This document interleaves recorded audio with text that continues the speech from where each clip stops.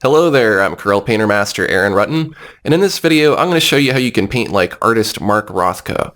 Mark Rothko was an American painter from the 1930s through 1970s, and he's most well known for doing abstract expressionist paintings of rectangles and squares.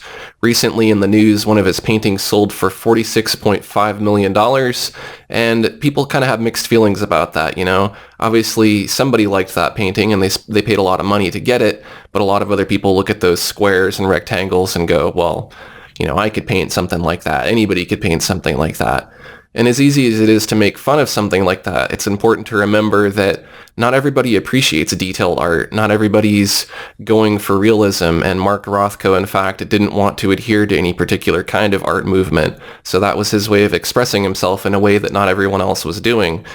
And if we look at his work from a technical point of view, he actually does meet a lot of the criteria of what people consider to be good art. You know, he's encompassing the elements of art like texture and value and shape and line, and he's using interesting color harmonies, and his pieces are very textured. There's a lot of straight lines, but the straight lines, if you look at them up close, they're a little bit rugged and organic. So, you know, it looks like art. You can at least say that about it. It looks like art. It's a way of expressing himself, and it could be fun. So let's take a look at how to do that in Corel Painter.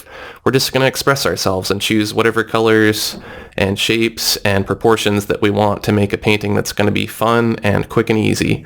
So let's go ahead and get started. Alright, so let's go ahead and create a new canvas. You can go to File, New, or you can click on the New shortcut. And the canvas size I'm going to use today is 36 by 48 inches at 150 dpi. This is a pretty big size canvas, so if you wanted to, you could print this pretty large, or you could scale it down if it's too big for you. The reason why I'm choosing 150 for the resolution and not 300 is because if I scale this resolution up to 300, it's going to be a huge file, and Painter's going to perform very, very slowly. So cutting the resolution down helps to kind of speed things up. Plus, when you're looking at a really big piece, you're not going to be looking at it up close, so you really don't need the resolution to be very high. So let's go ahead and click on OK.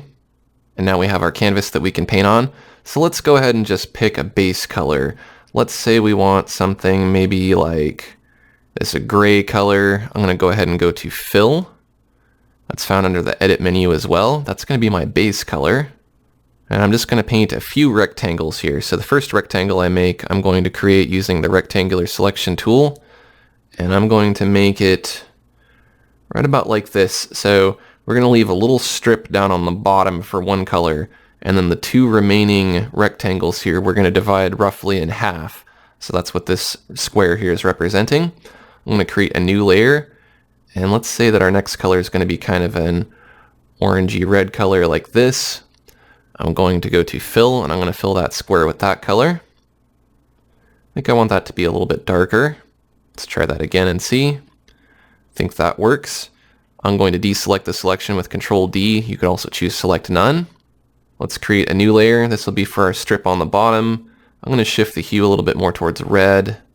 Let's pick a brighter orange red here. Let's use that same rectangular selection tool to go ahead and create a rectangle on the bottom, and we'll fill that with the Fill command. You can also use Control F for the keyboard shortcut.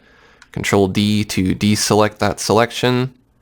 And maybe let's make one more layer. Let's put a really dark, almost black strip in there somewhere. That might look kind of cool. Maybe we'll do that dividing these two squares here. So I'm going to go ahead and Fill. So when we're thinking about the elements of art, we want to think about a few different things. One is line, and we have these big thick lines here. You could use any kind of line in your work. The second is shape, and these rectangles are shapes. You could also use circles and triangles and any kind of shape that you want. The next element is value, and value is the lightness or darkness of a color. So we have a nice range in value. We have kind of a lighter medium gray, we have a dark gray, we have kind of a medium brown, and we have a nice bright color. So we have a nice range of colors. And these colors are also kind of harmonious to each other. There's an analogous color scheme where we stayed kind of within this orange-red range here. If we wanted a complementary color to this color, we would go right across from it in the color wheel, and we could choose something like this kind of teal blue-green color. And maybe just for the heck of it, let's go ahead and replace this dark gray with that color. I'm going to turn on Preserve Transparency, and I'm going to Fill. And let's make that a little bit darker, just so there's still some contrast. Contrast is the next important thing. We want there to be a good balance between light and dark colors. If you want, you can rename these layers to whichever color they are if you're going to kind of rearrange this or change the colors. For example, I could move this layer around to a different position, or I could free transform it if I wanted to make it bigger or smaller. But when you're done rearranging your layers, the next thing that we'll do is we will go to drop all layers so that we can just blend all of these colors together.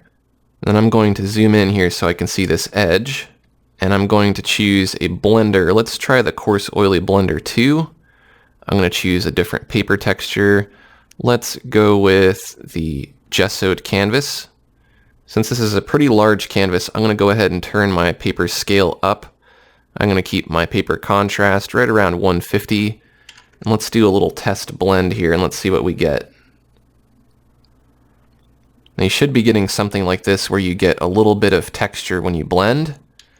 If you're not getting that, you may want to play with the contrast setting to get more or less texture. You're going to get more texture if you put it higher, less texture if you put it lower. I think this is working pretty well. So what I want to do is I want to hit tab on my keyboard and I just want to paint right along the edge here so that I don't have such a perfect straight edge. I'm just kind of doing little back and forth zigzags. I'm going to do that on all of these lines here.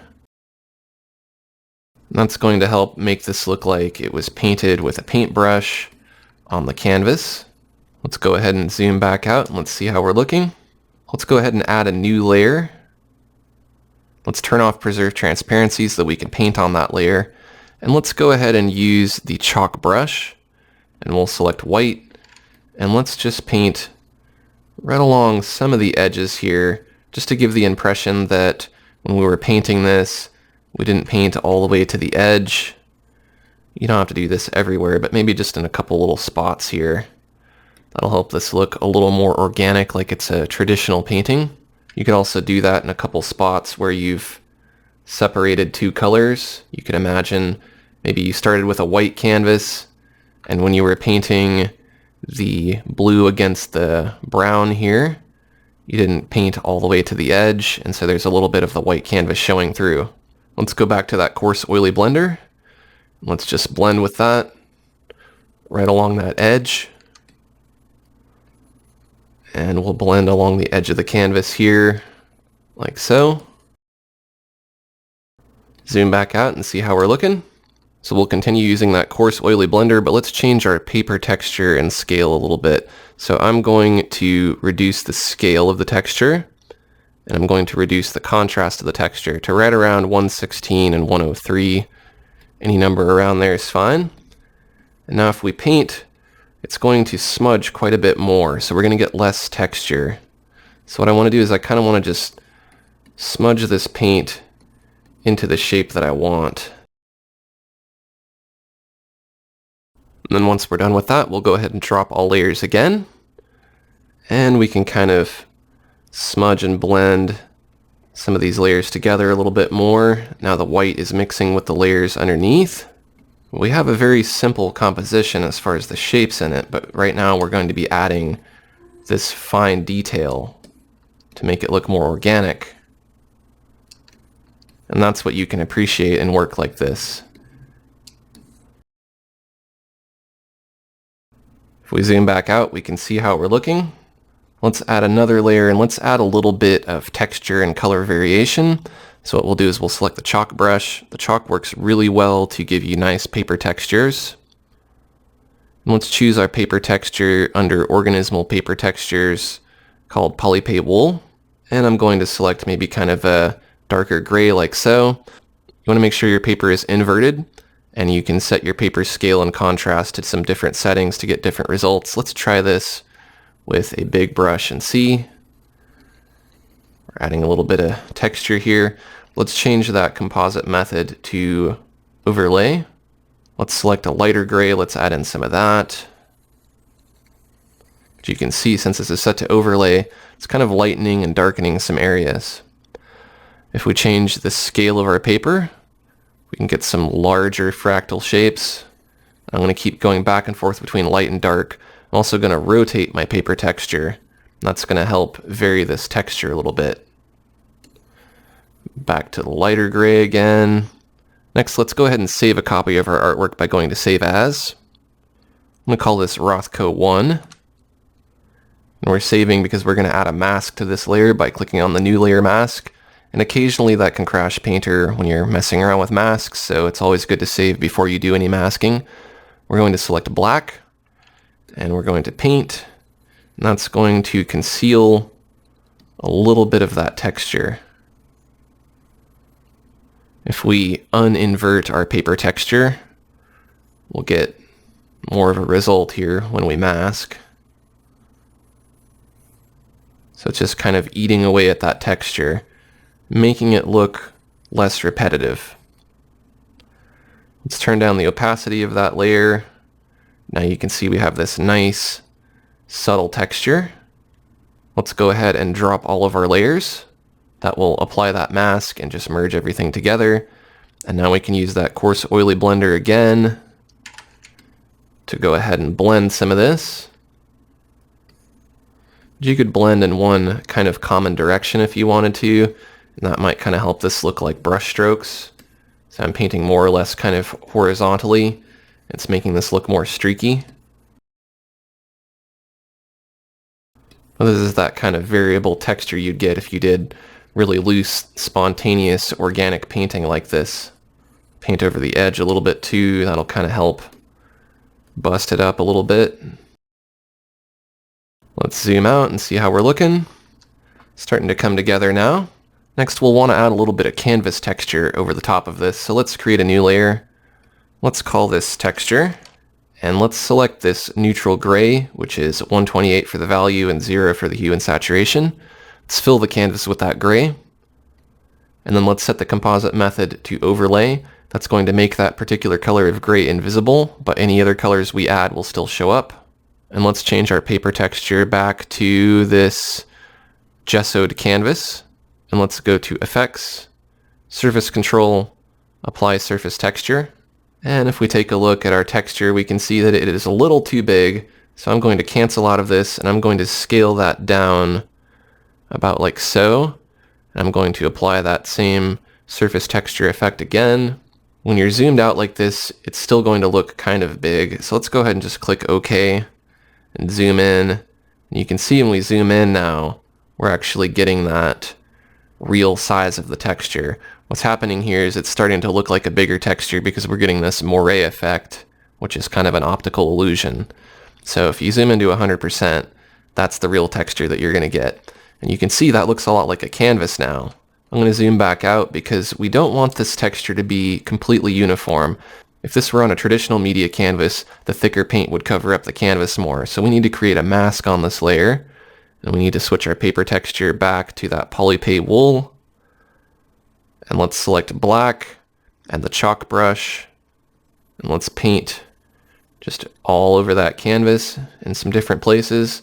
That's going to conceal that paper texture in some places. And so it's not going to be so uniform. It's going to look way more organic. You can see that kind of helps to break up that moire pattern as well. If I zoom in, you can see that it's not so uniform anymore. It looks way more organic.